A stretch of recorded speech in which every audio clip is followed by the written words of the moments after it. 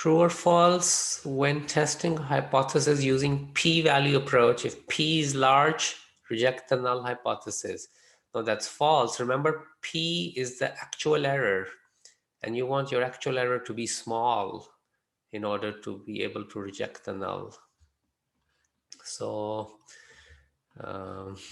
remember, we drew the picture last time.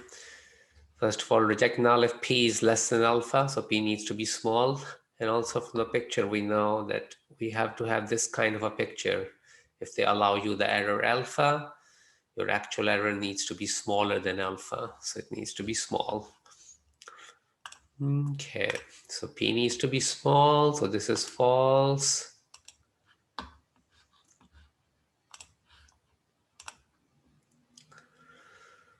Whether the statement makes sense or clearly true or does not make sense or clearly false. Okay.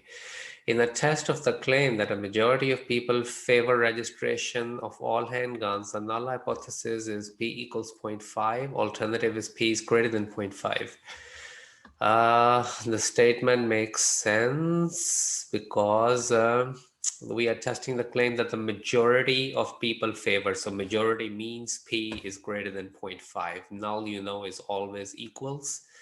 So that claim makes sense. The null hypothesis is the starting assumption, and the alternative is the claim that needs to be supported, right? We need to support the claim that the majority favors.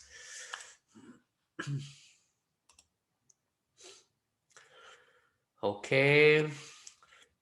So to again decide whether it makes sense or true or doesn't make sense or false.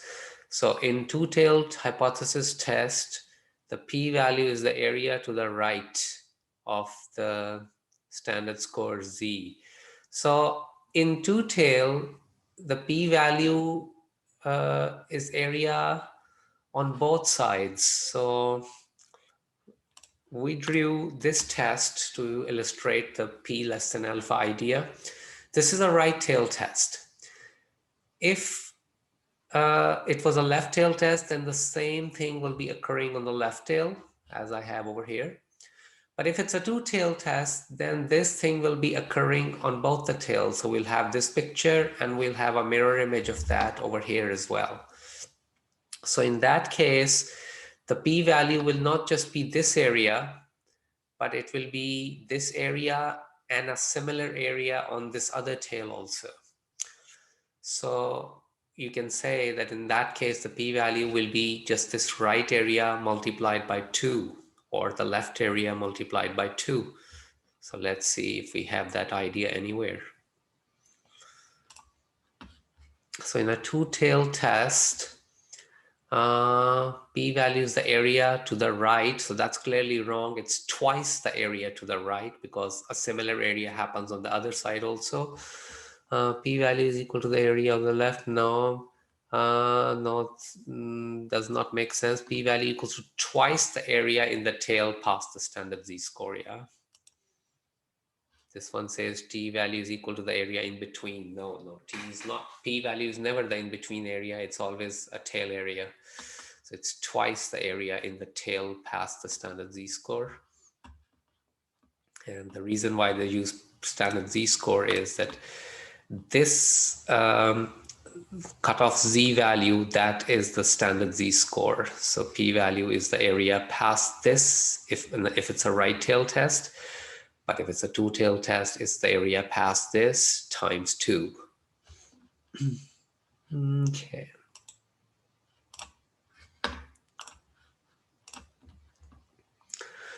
Determine which of the following is correct interpretation of p is not small. So if p is not small, then you fail to reject the null, and you have not really witnessed anything unusual. We saw the sample data is not surprising, and we fail to reject the null. Remember, to be surprising, p has to be very small. Our usual convention is less than 5%. But sometimes they will tell us convention in the problem. Otherwise, if nothing is told, so then we know that p-value has to be less than 5% in order to observe an unusual event.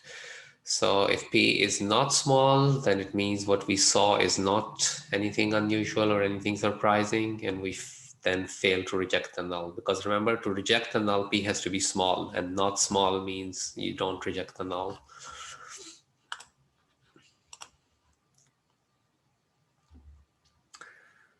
Okay.